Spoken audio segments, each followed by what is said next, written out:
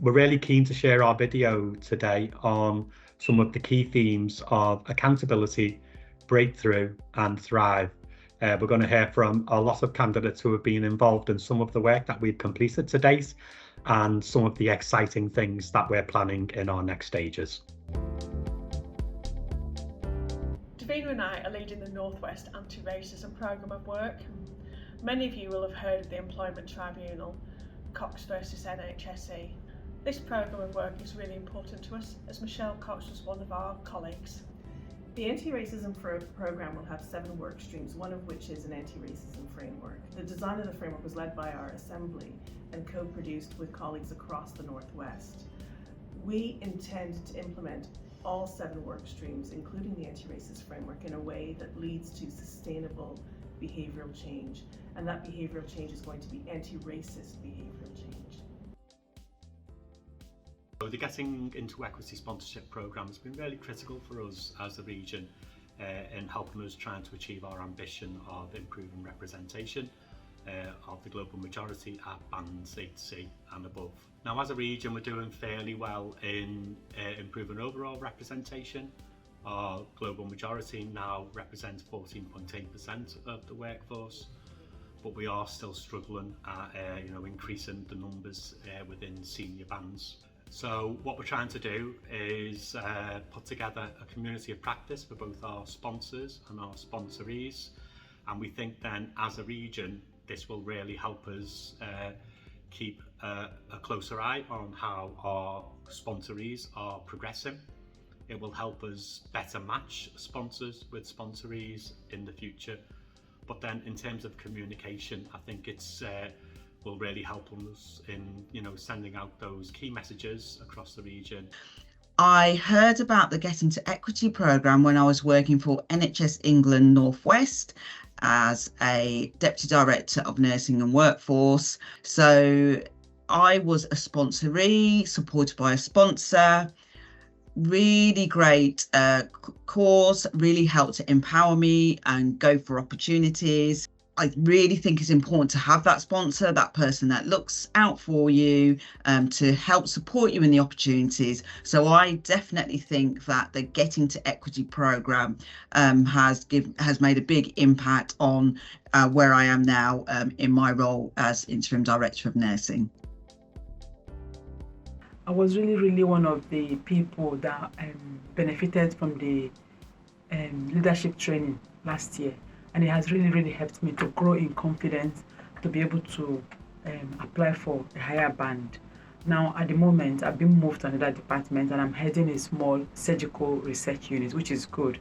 And I'm thinking that is the beginning of good things.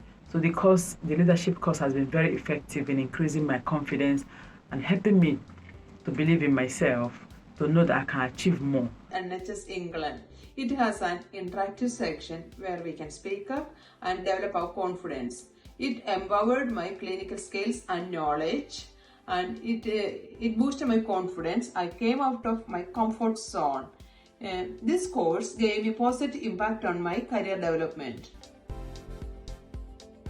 I'm here to talk about equality, diversity representatives. Have you ever thought about becoming a rep?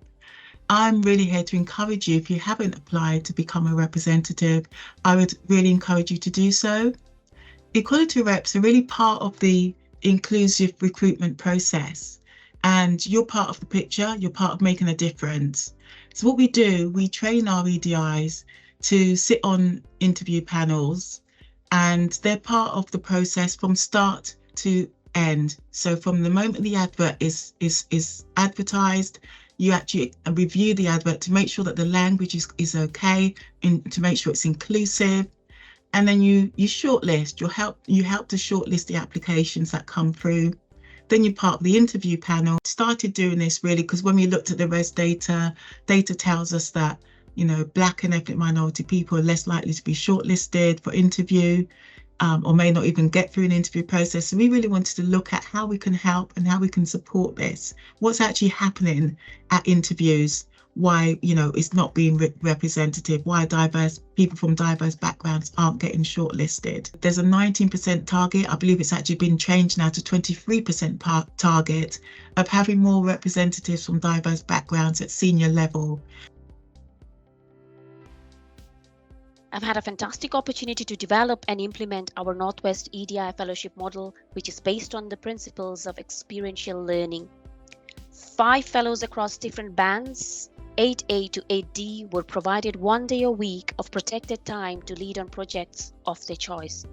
The model has been co-designed and adapted at different stages to meet individual fellows' leadership development need.